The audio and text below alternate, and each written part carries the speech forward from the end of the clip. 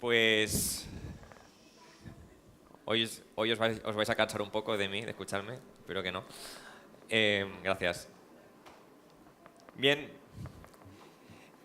como antes os dije, quería agradecer la invitación y la oportunidad de poder estar aquí con vosotros.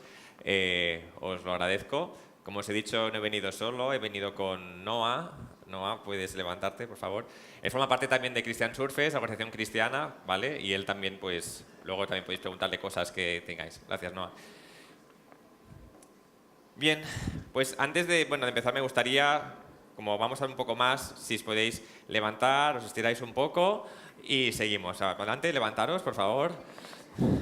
Vamos, relajamos, tiramos un poco, saludamos, tomamos aire. Y aprovecho para beber un poco.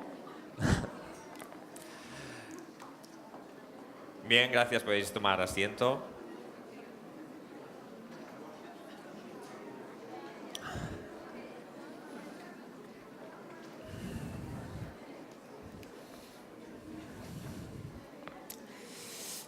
Bien, pues anteriormente, ahora tenéis la ventaja de que ya me conocéis un poco mi vida. Yo aún no conozco la vuestra, luego ya me contaréis, ¿vale? Va a estar en igualdad.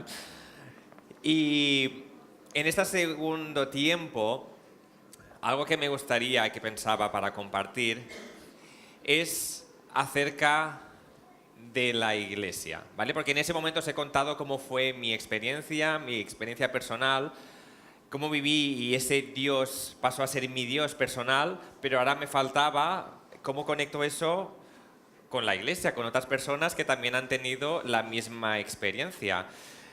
Y por eso quiero hablaros un poco, ¿vale? Porque ese era el reto, ¿no? Y lo he resumido como, tras vivir a Jesús por experiencia propia, me quedaba entender cómo otros han tenido la misma experiencia y cómo podemos tener esa vida colectiva, que creo que eso es la iglesia. Entonces, para mí el reto, porque soy un poco curioso, vale, yo he nacido en un contexto de iglesia, he ido a la iglesia por muchos años, pero tenía la curiosidad, ¿cómo lo hacían los primeros cristianos? ¿Lo hacían todo igual como lo hacemos nosotros? ¿Hacían algunas cosas diferentes? Y era algo que a mí me llamaba la curiosidad, ¿vale? Y era algo que investigué en ese momento y que también quería un poco pues compartiros, ¿vale? Entonces vamos a considerar, ¿vale? Porque diferentes personas pueden considerar el inicio de la iglesia en diferentes momentos. Vamos a considerar la vida de los primeros cristianos, ¿vale? En ese momento, como sabéis, Jesús había estado en la tierra, Jesús había estado con sus discípulos los 3 últimos años, compartiendo de sus enseñanzas, de lo que había vivido y se acercaba la hora en la que Jesús tenía que morir en una cruz y luego resucitar para el perdón de nuestros pecados, para restaurarnos, para que podamos estar reconciliados con Dios.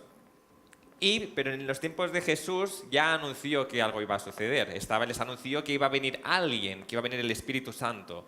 Y era algo que ya incluso se había anunciado en el Antiguo Testamento y Jesús lo compartió también. Y en ese momento, en el contexto en el que estamos, Jesús ya ha resucitado, Jesús ha ascendido y están esa comunidad de sus discípulos y algunos otros esperando ese cumplimiento de esa llegada del Espíritu Santo.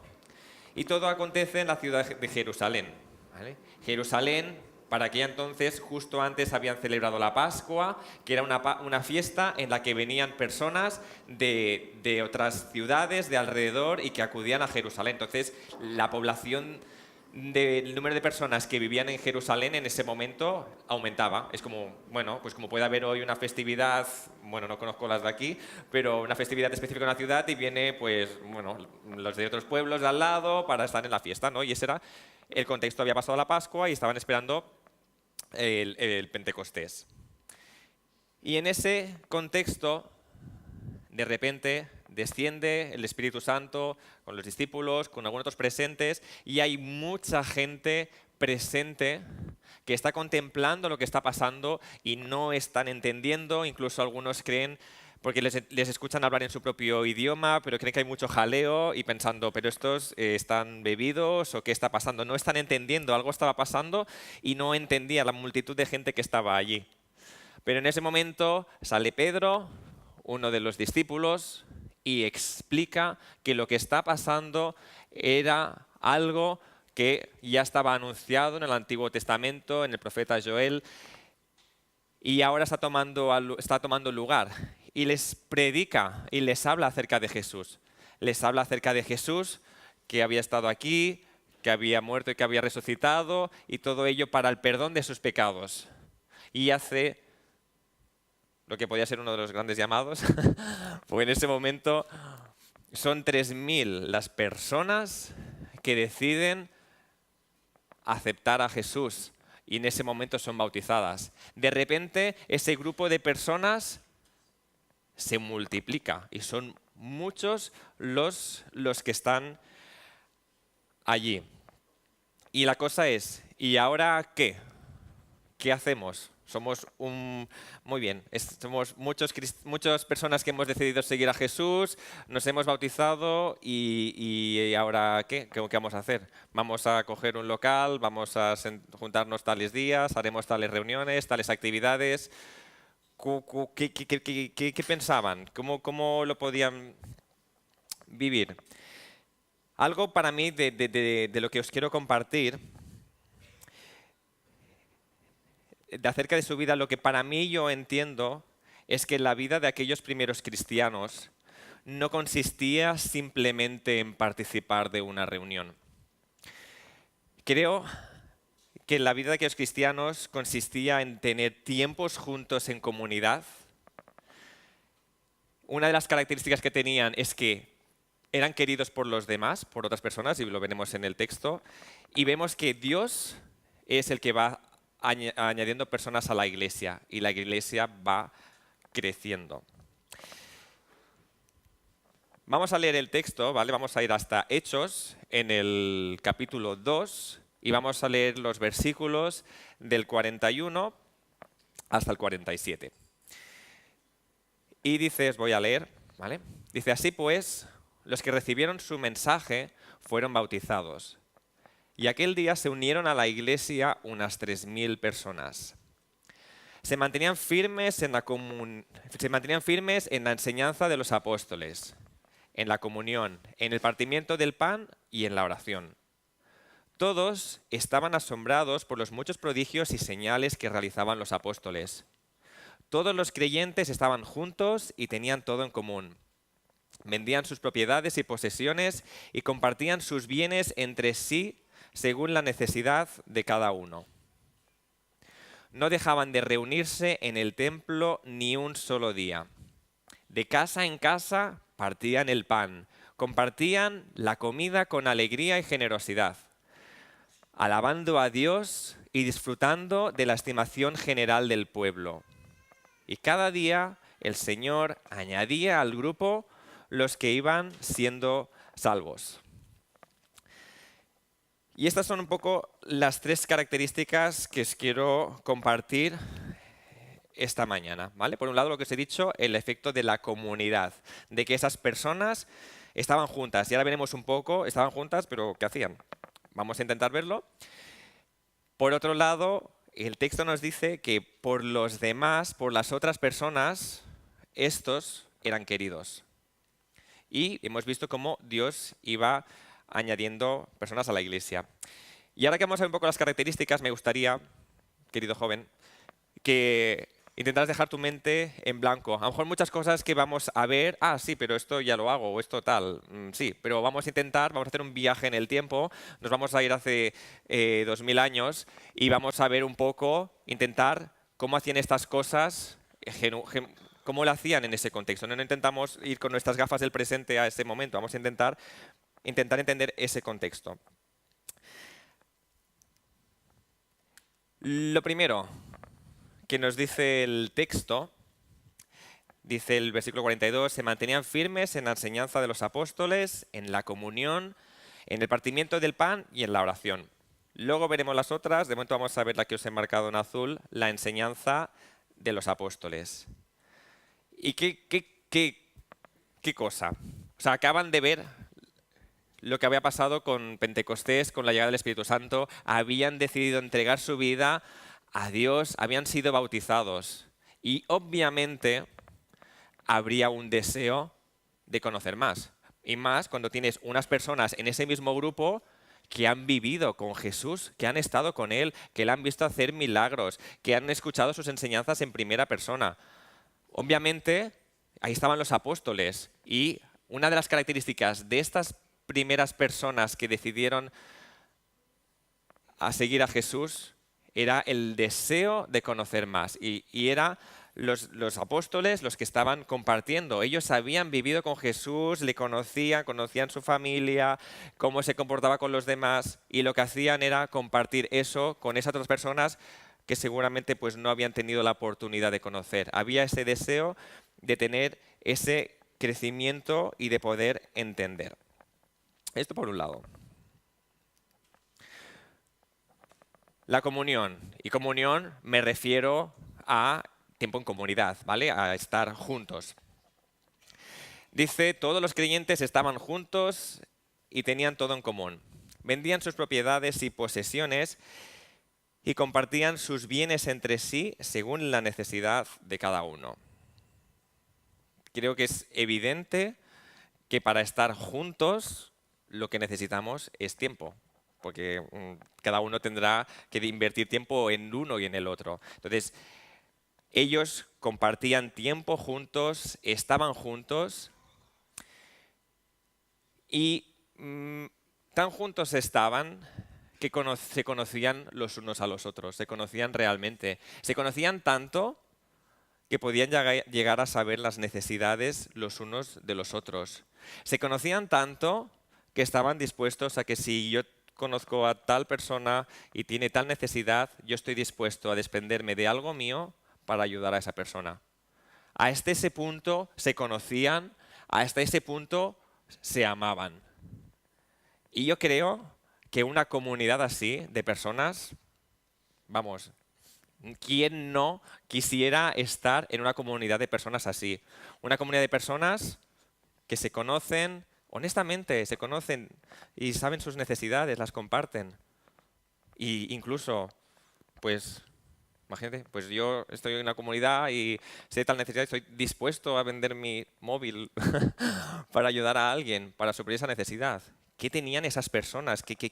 ¿Cómo vivían? ¿Qué habían experimentado? Me parece curioso. Y esto no estamos, creo, propagando el venga, pues bueno, vendemos todo y creo que tenemos un sentido común, una responsabilidad. Y creo que aquí en este caso estamos hablando de unas necesidades para satisfacer los unos a los otros. Siguiente, ¿vale? En este punto de que estaban juntos, de que estaban en comunidad, donde aquí vemos un poco, el texto nos podemos ver un poco dónde se encontraban estos primeros cristianos. Y dice el versículo 46, no dejaban de reunirse en el templo ni un solo día. De casa en casa partían el pan y compartían la comida con alegría y generosidad en el templo. Recordamos, son como unas 3.000 personas. ¿Dónde ponemos 3.000 personas? ¿Dónde las juntamos para enfocarnos o para escuchar esas enseñanzas de los apóstoles? ¿Dónde vamos a ir? Una de las opciones que nos dice el texto que ellos escogieron era en el templo, específicamente en el pórtico de Salomón, afuera, y allí se juntaban. Y era el deseo de ir cada día, estar allí, estar juntos, y seguramente ahí es donde estarían compartiendo las enseñanzas. Y había ese deseo. Y no creo que fuera...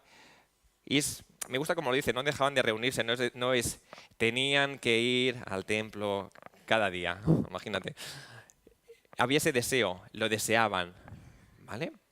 Y sigue el texto, de casa en casa partían el pan. Y ya hemos visto anteriormente una de las características que era el partimiento del pan. Y entiendo que por todos es de sobras conocido, pero quiero compartir. El partimiento del pan. Estamos hablando de hacer esa memoria acerca del sacrificio de Jesús en la cruz. Era algo que Jesús instituyó. Quiero que me recordéis lo que yo he hecho por vosotros, y de una manera simbólica esto va a hacer que os acordéis de mí y lo sigáis transmitiendo los unos a los otros. Dijo, lo encontramos en Lucas 22, 19 al 20, y también tomó pan y después de dar gracias lo partió, se lo dio y dijo: este es mi cuerpo entregado por vosotros, haced esto en memoria de mí. De la misma manera tomó la copa después de la cena y dijo: esta copa es el nuevo pacto en mi sangre, que es derramada por vosotros. Así que vemos que es algo que Jesús instituye para que le recuerden, para que hagamos memoria de él. Y vemos en el texto pues que efectivamente es una de las características que encontramos que hacían esos primeros cristianos. Esos primeros cristianos hacían el partimiento del pan. Y lo que vemos aquí, de casa en casa, partían el pan y compartían la comida con alegría y generosidad. Comida, y creo que también es parte mucho de nuestra cultura, el poder estar juntos, compartir la comida, disfrutar. Creo que aquí encontramos algo también un factor muy social, ese deseo de estar juntos, en casa de uno, en casa del otro, y compartir con alegría y generosidad, de dar a los demás. Y de nuevo, sigo pensando, a mí personalmente, y eso sí estoy diciendo, yo vengo de contexto de iglesia, y cuando empiezo a pensar, pero ¿cómo era la vida de los primeros cristianos? Y cuando veo estas cosas, digo, qué guay, digo, me encanta, o sea, esa honestidad en compartir los unos con los otros, en el juntarse en las casas, en el juntarse todos juntos para conocer más acerca de Jesús. Y dice el texto también, en el versículo 42, hemos leído anteriormente, se mantenían firmes en la enseñanza de los apóstoles, en la comunión, en el partimiento del pan y en la oración. Y nos dice el 47, la primera parte, dice: alabando a Dios y disfrutando de la estimación general del pueblo. Pero aquí vamos a quedarnos solo con oración y alabando. Luego vemos el resto. Oración. Entendían que su vida era, bueno, ya lo habían visto, que su vida era más trascendental de lo que ellos estaban experimentando de su día a día. Y en esas oraciones era cuando se juntaban orarían unos por otros, se presentarían delante de Dios en oración. Había ese deseo de orar, era una de las características de esa comunidad de los primeros cristianos. Había pasión por orar. Y luego, alabando a Dios, porque creo que somos seres creados para dar gloria a Dios. Y la alabanza, bueno, ya sabéis que os voy a contar qué es la alabanza, ¿no? Pero ese momento en el que uno se enfoca en Dios, en el que le ves su grandeza, recuerdas lo que es Él y tú de repente te ves pequeño, pequeño, pequeño. Y incluso todos tus problemas, tus dificultades van pasando a un lado porque te estás enfocando en Dios, te estás enfocando en algo mayor, te estás enfocando en esa realidad trascendental de la vida, lo que da propósito a tu vida, te estás enfocando en Él, y en ese momento creo que es ese ejercicio de ponerse uno al lado y que Dios realmente sea el centro de la vida. Entonces vemos que era otra de las características de estos primeros cristianos, ¿vale? Entonces,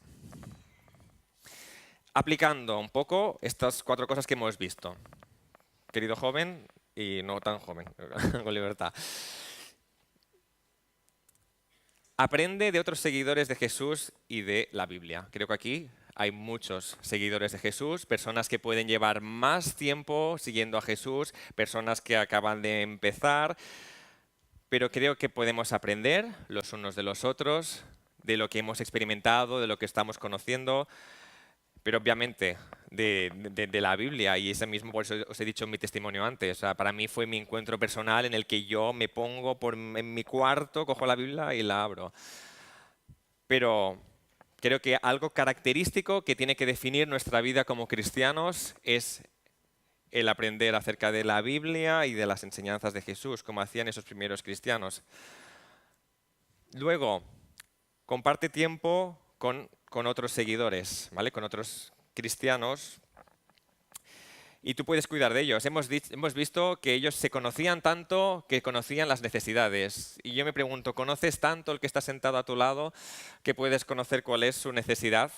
Si está pasando un momento de alegría que flipas o está pasando un momento difícil, económicamente. A veces, pues yo no lo sé, a veces puede ser que sí, puede ser que no. Pero yo te reto a que compartas tiempo con esa persona. Y a veces el asistir simplemente, a lo mejor aquí no te da el tiempo suficiente a conocer la persona. Pues si necesitas más tiempo, invita a la casa, vete a tomar un café, iros a surfear, tenéis la playa cerca. Comparte tiempo con la gente. Y tú puedes cuidar de ellos, tú puedes ser de bendición para esa otra persona. Y creo que en ese momento que todo empezamos a dar, si todos damos, al final recibimos. Pero cuando todos a lo mejor estamos todos esperando a recibir, es más difícil recibir. Pero en el momento que todos vamos y estamos dispuestos a dar, entonces se da ese intercambio. Y creo que es algo que vemos, ese ejemplo a mí es algo que me encanta. Y creo que es algo que podemos poner en práctica. Júntate con todos, templo, pongo entre comillas, porque no se trata de ir al templo en plan, voy a un lugar santísimo en el que, sino se trata de un lugar en el que me puedo juntar con todos, con otras personas de cierta comunidad, con las que compartimos la fe, con las que podemos orar, alabar, aparte de hacerlo en grupo más pequeño. Y pongo, ve a sus casas a comer. Aquí os estoy invitando a que os invitéis a comer. Abrir es algo. Cuando uno abre su casa, estás abriendo una parte de ti, te estás exponiendo, eres como eres, porque se ve. O sea, y creo que eso ayuda a generar conexión y cercanía entre las personas. Es algo que vemos entre ellos que hacían y creo que nosotros también. Y si eres joven y no tienes casa, pues iros a, yo qué sé, a comer fuera o pasar tiempo haciendo actividades, lo que sea. Y ora y alaba a Dios. Y esto se puede hacer constantemente en tu intimidad, en cualquiera de las otras fases puedes seguir haciéndolo. O sea, ora. O sea, tu relación personal con Dios, o sea, es que, vamos, o sea, no puede faltar. Dios está más interesado en ti y en tu persona que en lo que tú puedas hacer por Él. O sea, tú ya puedes ponerte 1000 actividades, hacer cosas, pero si tú pasas de Dios, y a veces uno puede cometer ese error de me pongo, no, sí, pero estoy sirviendo aquí, aquí, aquí y aquí. Y yo diciendo, pero ¿y tú qué tiempo pasas conmigo? ¿Dónde estás? ¿Dónde está nuestro tiempo de intimidad? Entonces, enfocado. Y alaba. Puedes hacerlo en tu intimidad, puedes hacerlo colectivamente. ¿Vais bien? ¿Sí? No, nadie se ha dormido aún. Vale. El segundo punto, este es más breve, no sufráis. Este punto me gusta, como todos. Alabando a Dios y disfrutando de la estimación general del pueblo. Es decir, que en ese momento las otras personas que no formaban parte de esa comunidad cristiana los veían con estima y era algo bien valorado. Y yo me pregunto si esa es tu experiencia, individual o colectiva.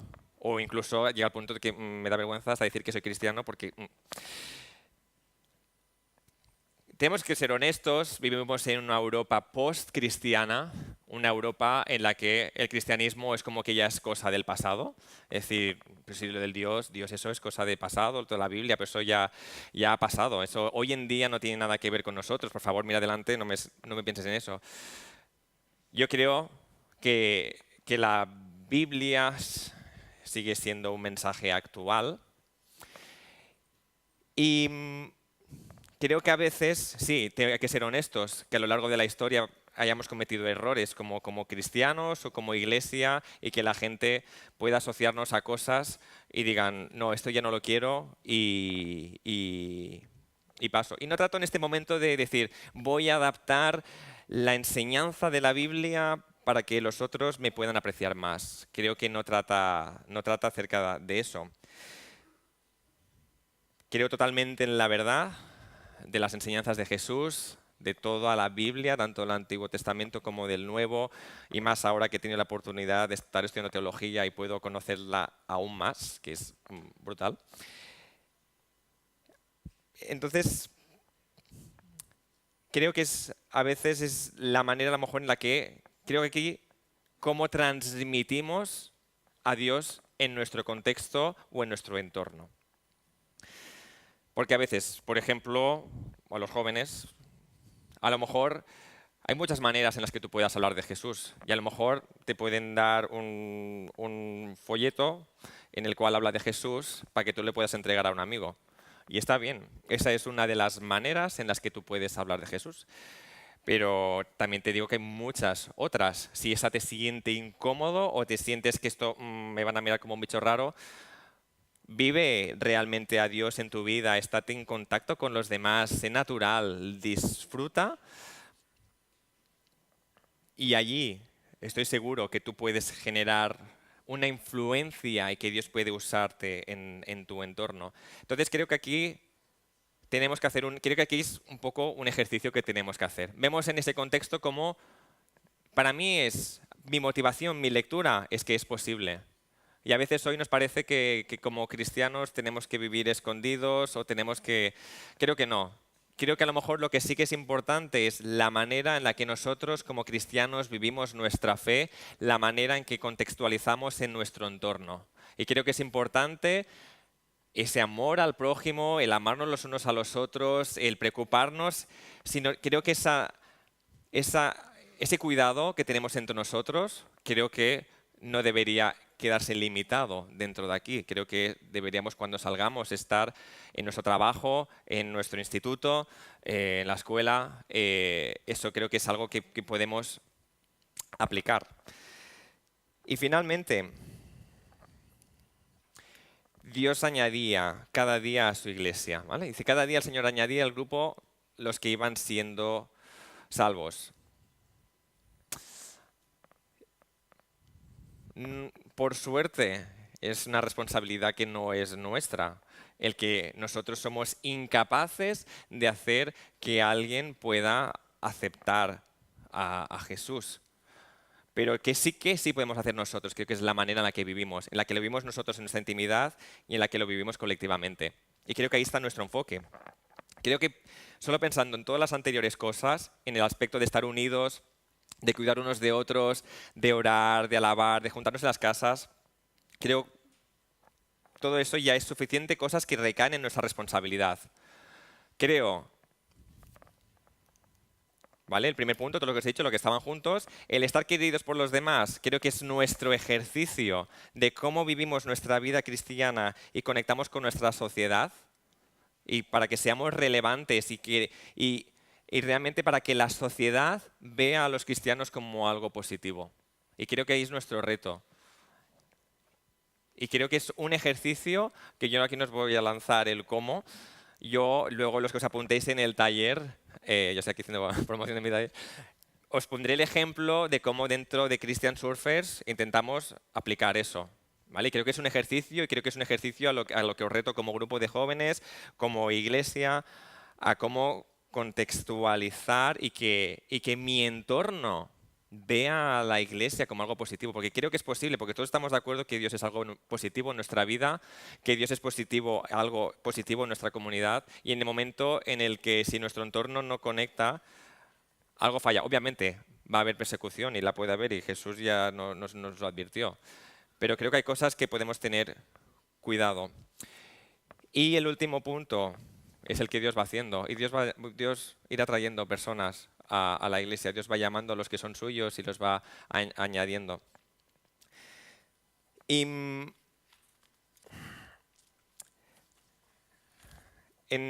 realmente, ya estoy terminando, quiero motivarte, ¿vale? Porque estoy hablando de un ejercicio que yo tuve que hacer. Digo, vale, yo he ido a la iglesia toda la vida, pero yo quiero conocer cómo era la vida de los primeros cristianos. Cuando yo veo esto, a mí me encanta y me motiva y me inspira a realmente a vivir una vida así como comunidad cristiana o como iglesia. Y además, te animo, porque esto es el inicio. Pero luego, y todo eso sucede en Jerusalén, luego vemos cómo esto va creciendo, creciendo, creciendo, y obviamente tienen sus dificultades. Llega un momento que son tantos que tienen que organizarse porque están dejando de atender algunas cosas. Luego llega el momento en el que esta comunidad es perseguida a causa de su fe, a causa de eso que están viviendo, son perseguidos. Y en ese momento, ¿qué pasa? Que tienen que salir de Jerusalén. ¿Y qué pasa ahí? Que la iglesia se extiende y otros lugares van saliendo nuevas iglesias. Y eso, si vais leyendo el libro de Hechos, os lo vais encontrando y es una pasada. Te lo vas leyendo. Y luego tienes las epístolas, las cartas, y ves cómo los de uno escriben a la otra, cómo se recomiendan, cómo se exhortan, cómo se ayudan. Y es una pasada. Y todo eso lo tenemos es que en el Nuevo Testamento. Y es muy curioso. Entonces, finalmente, ¿vale? Hablando de rompiendo el techo de cristal, os he explicado cómo rompí el mío personal y luego cómo tuve que romper otro techo, porque cuando ya había experimentado a Dios de esa manera, pues como os he dicho, a lo mejor no me sentía cómodo en la iglesia o decía, es que podemos hacer más o esto. Entonces para mí fue, vale, buscar el origen, eso es un poco lo que yo he descubierto, lo que para mí es una motivación y una inspiración, y para mí esa motivación es aplicarla en el contexto en el que estoy. Entonces, primero, clave, creo que es que si el primero no está, todo lo demás carece. O sea, busca a Dios en tu intimidad y experiméntalo. Creo que eso es la clave. Y para experimentar a Dios, ya te digo que es más que asistir. Puedes asistir a todas las reuniones y a lo mejor no experimentas, no vives a Dios en tu intimidad. Creo que el ejercicio, en el momento que tú te pones y decides descubrir si realmente hay un Dios y si ese Dios es quien dice que es y es real, algo cambia. Y eso es a lo que te reto y a que puedas experimentar eso. Luego, una vez experimentas eso, contextualízalo en tu experiencia, en tu entorno. Tú estás en un entorno, cada uno de nosotros aquí estamos en entornos diferentes. Tanto en la iglesia, en la sociedad, en el lugar de estudio, de trabajo, de deporte. Creo que es clave cómo vivimos nuestra fe y nuestra pasión por Dios en nuestro entorno, de manera que lo puedan ver como algo positivo, porque realmente creo que lo es. Entonces, por ahí creo que es muy importante en las formas de cómo lo transmitimos o cómo lo vivimos, que se vea que es algo real. Y bueno, haz vida de iglesia, que es lo que ya os he dicho antes. Aprende de otros seguidores de Jesús y de la Biblia. Comparte tiempo con otros, cuida de otros, júntate con todos, ve a sus casas a comer y ora y alaba a Dios. Y obviamente esto se trata, si viviéramos todo esto en plan cerraditos, sería difícil. Se trata de que estemos en contacto y podamos bendecir, amar y ayudar a tantas otras personas en nuestro entorno. Así que me gustaría pues terminar en oración. Dios, te doy gracias por tu palabra, porque nos inspira, nos motiva, Dios, y ayúdanos, Dios, honestamente. O sea, te amamos, eres lo primero en nuestra vida, Dios. Y perdónanos por cuantas veces no te vivimos a lo mejor correctamente o no totalmente, Dios. Y te pido, Dios, que nos ayudes, Dios, que nos atraigas hacia ti, que como individuos, como colectivos, como iglesias, Dios, necesitamos de ti, necesitamos que tú seas el centro de cada una de nuestras vidas, el centro de cada una de nuestras iglesias, Dios. Ayúdanos, te amamos, Dios, y queremos ser usados por ti y que nosotros seamos totalmente flexibles a lo que tú quieras hacer, Dios. Háblanos, guíanos, Dios. Somos tu pueblo, Dios, y tú eres nuestro Rey. Y te pedimos que tomes el control, Dios, que nos guíes, que nos hables a cada uno y atráenos a ti, Dios. Gracias por dejarnos tu palabra escrita, porque a través de ella podemos conocerte, podemos conocer, Dios, como tú has obrado desde el inicio, desde hace miles de años, y tú cómo has ido moviendo personas, Dios, a lo largo de la historia para hacer presencia y hacer conciencia en el hombre la necesidad de ti y nuestra necesidad, Dios, de ti. Gracias porque lo encontramos eso en la palabra, gracias porque seguimos confiando en ti y como decían anteriormente, Dios, seguimos esperando tu venida, Jesús. Mientras, Dios, ayúdanos y únenos, Dios, En nombre de Jesús, amén.